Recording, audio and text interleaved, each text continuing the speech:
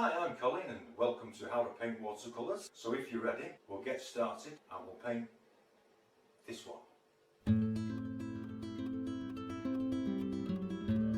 Hello everyone, welcome back to Painting Watercolors. This is a suggested colour palette. There's nothing set in stone for this one.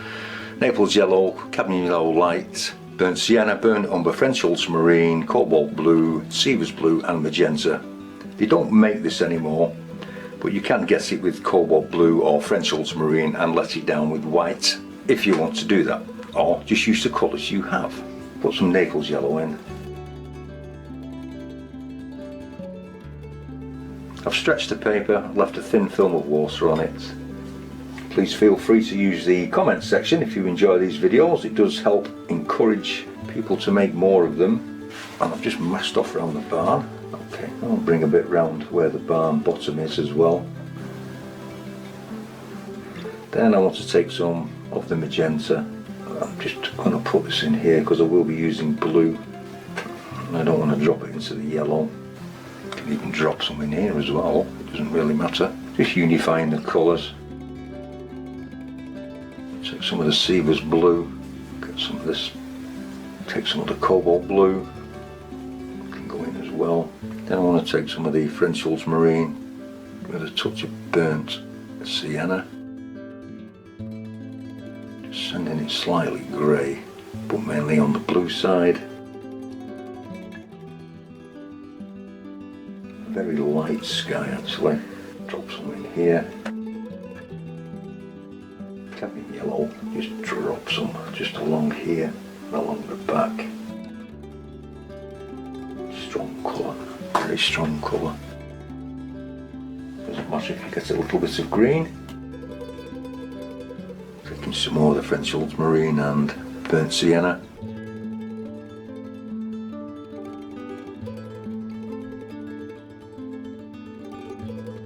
Just darkening the top.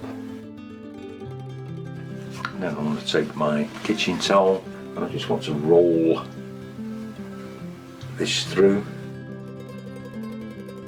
just creating some movement of clouds, just like that. And then you're going to leave that to dry. Now that your sky's nice and dry, when I say dry, the paper is still damp. Very hard to describe it. It's cold to the touch, you can feel it with your finger, but it has a slight dampness around it, so the paper still remains stretched.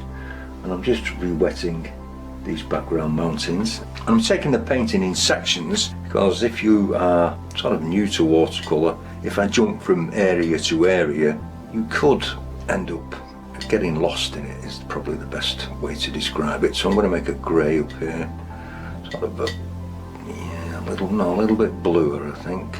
Yeah, okay, let's just try that. What we're going to do is I'm just going to drop this in just along the top edge, and where I put the mountains in the back, you'll see I've left gaps where they're not joined up. That's so I can take paint out and just lose some edges.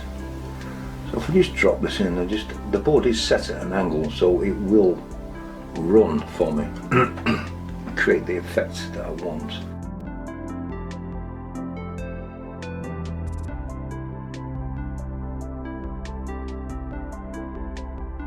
Down towards the masking fluid, I have masked out the tops of the barn. Just allow a little bit more to come down here. I do want it to travel down, so I'm just going to help it a little. So a little bit more burnt sienna into this, just to bring it to a browny grey. I just want to drop some into this. It will just vary the colour slightly of it, instead of making it all one flat colour.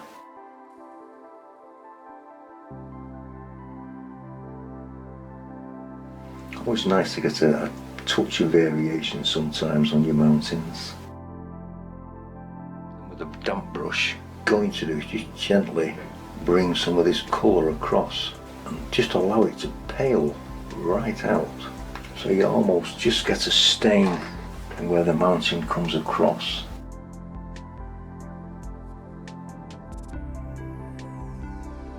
Just removing a little paint.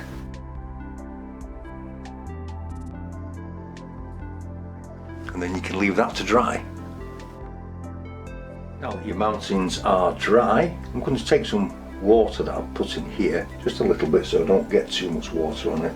And I've taken an oil brush and I'm just putting droplets of water in, because I want these bushes to run and come together. I'll clean the water out because I don't want too much of it. I'll take some cobalt blue in a very bright green. Just take a smaller oil brush. I'm going to take some of this and I want to pick out some of the lighter areas I want in it. And I'm just touching this in.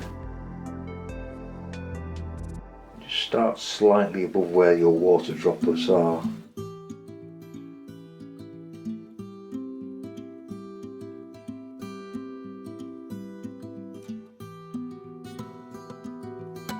I'm going to take some more of the cobalt blue and deepen it. Once I've deepened it, I'm just going to put some burnt sienna into it, because I don't want this to be too bright. Once again, picking some of the paint up. You can allow this to run together.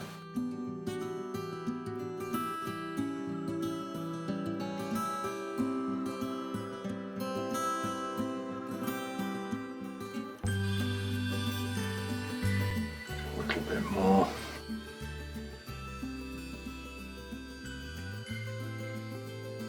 Taking some of the cadmium yellow,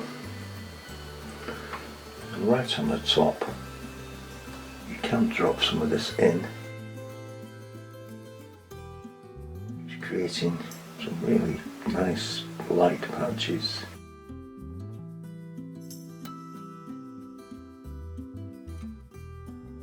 Take a little water again and we'll come across to this tree, drop some in.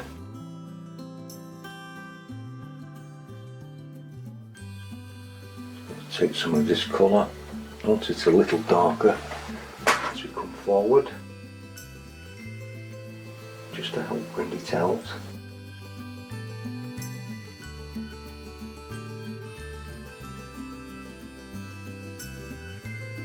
Just picking up some of the cadmium yellow.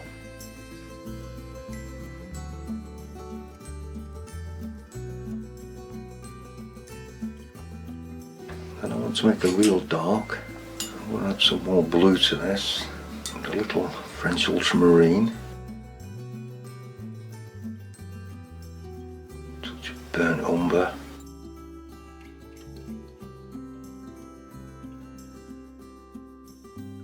It's still green, but it's very dark.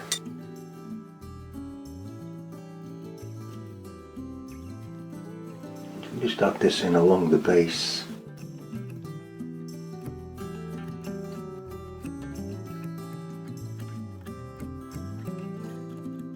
Everything's really wet.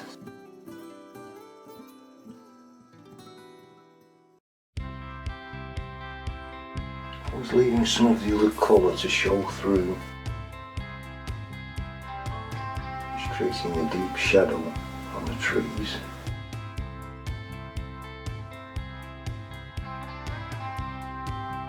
Then with a damp brush, catch the bottom, pull it into the picture, just creating some shape and shadow.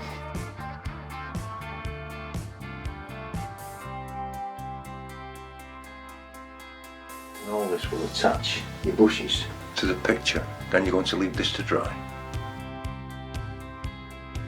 Now that's dry, I just put some structure in the trees just by darkening the green that was in the palettes and just basically blocking it in. And I'm going to put some colour on the barn, so I'm going to take some cadmium yellow and some burnt sienna, making it a nice dusky orange colour. I'm going to drop some of this in, just placing it. I think we'll do the roof a different colours. And then I'm going to take some burnt umber, to just start to deepen it slightly, pull it through. Just gives you a different mix of colours. Take some deeper colour into this roof, just a burnt umber I think. And I'm going to take some of this magenta, pull some of the brown into it.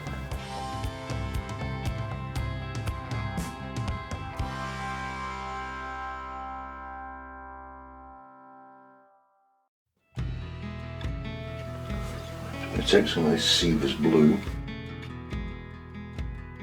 Just let the barn dry off a little bit, and I'm going to take some burnt umber and a little French ultramarine, sort of a grey brown. I think that will do it, quite watery. And I'm going to take a flat brush and I'm going to put some shading in, just for planks and things.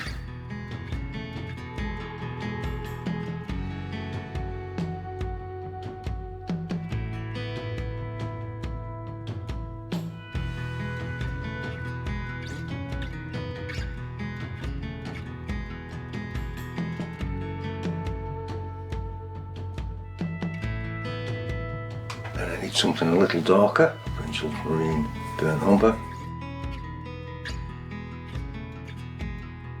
Some shadow on this eave.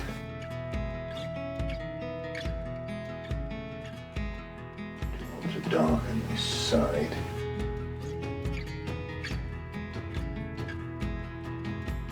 I'm softening this little edge in, just to create a little bit of shadow from under the eave. Windows in. So once the paint has dried, and you can put the planking in with just a dark pencil, which makes it easy for you. I'm just adding a little bit of clean water to the centre of this palette because I don't want to pick up too much water on the brush. This is an oil brush, or you can use a tree and texture brush or a mop brush, and I just want to put areas of just droplets.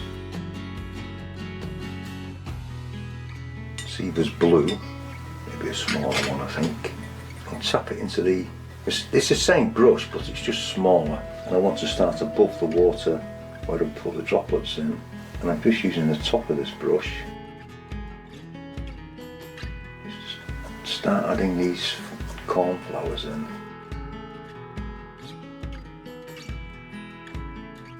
Trying to do it almost random.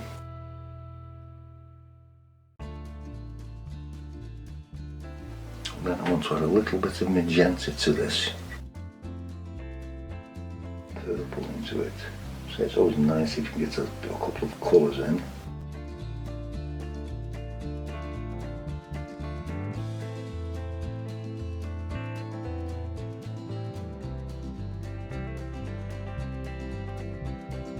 And I'm going to take some French ultramarine, cadmium yellow, I need a little bit more of that. So I'll get it to a mid-green colour, and I'm just going to dull it with some magenta. Take some of the green onto the brush.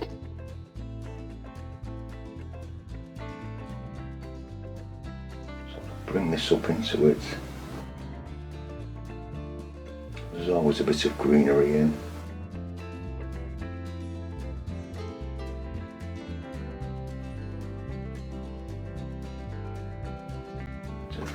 A damp brush, and I'm just going to catch the bottom of it, pull it down, clean water,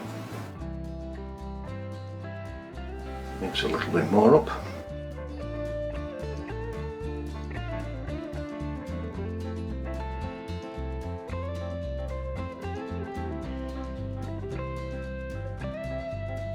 just going to use the brush and pull it down.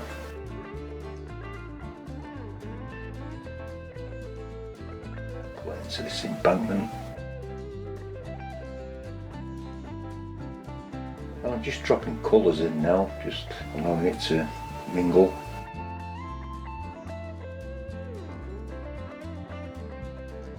Just tapping it in.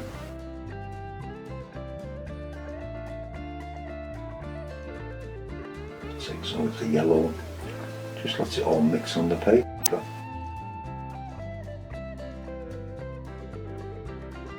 Then I'm going to let that dry. Once that layer's dried off, I've just mixed up some darker green paint, just added more blue to it and a little bit more magenta, and I just want to put just a few flecks of grasses.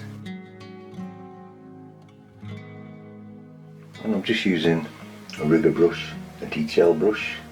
I don't want many, I don't want to pull your eye away from the main field. Soften the bottoms in, just to fuzz them up.